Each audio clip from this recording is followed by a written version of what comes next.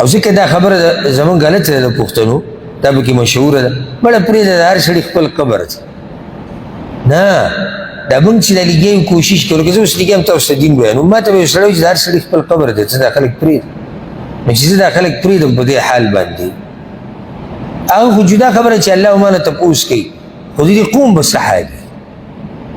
قوم ته دا پته ونه لګېده چې حلال شي چې د حرام شي، ځکه چې علماو په خولو باندې خو موږ لاسونه کېښودو، موږ ورته ووایي چې یاره پرېږده د هر چا خپل قبر دی.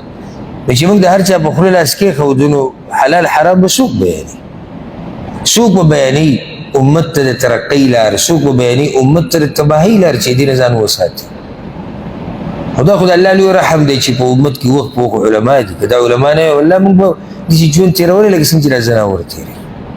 او ته اوس هم فرق محسوسولی شي، ته کېناستې چېرته د یو دینداره سړی راوله یو مجلس ته او راوله یو بېدینه چې د دین نه سم لري، که تا په دغه ځای کې فرق محسوس نه کړو بیا ما ته ووایه.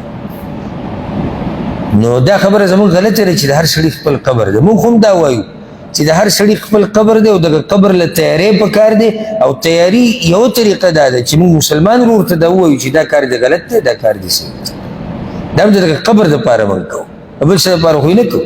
زه چې دلته لګیا یم تاسو ته او تاسو ناست یئ ما ته، خو هم دې دپاره ناست یو که نه چې دغه قبر کې کله موږ کښېني، که چېرته الله د دې د لاسه وبخي، د هر سړي خپل قبر دی پرېږده. دا خبره به ته د خپل بچي باره کې وکړي، ته خپل بچی وایي ټکې او سبقونه لیږي، زه درته وایم د هر سړي خپل قبر دی، ته ولې دی تنګې؟ بیا به یې ومني چې د خپل ورور په باره کې دا خبره مني، چې د خپلې ښځې په باره کې مني، د خپل مور پلار باره کې مني؟ نه، چې هغوی غلط کار کوي ته یې منع کوې، د ښه کار ورته ته وې. او چې کله د عام امت او د معاشرې او د قوم خبر راشي بیا ته وې د هر سړي جدا قبر دی. اخلاص دا دی زمونږ د یو بل سره چې مونږ به یو بل سره داسې معامله کوو لکه څنګه چې مونږ د خپلو خپلوانو سره کوو.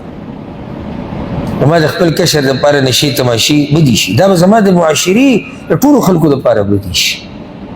زما د خپل مشر دپاره عزت خوښ دی چې دی په عزت کې د ده خلک احترام کوي، دا به زما د ټولې معاشرې د خلکو دپاره خوښ.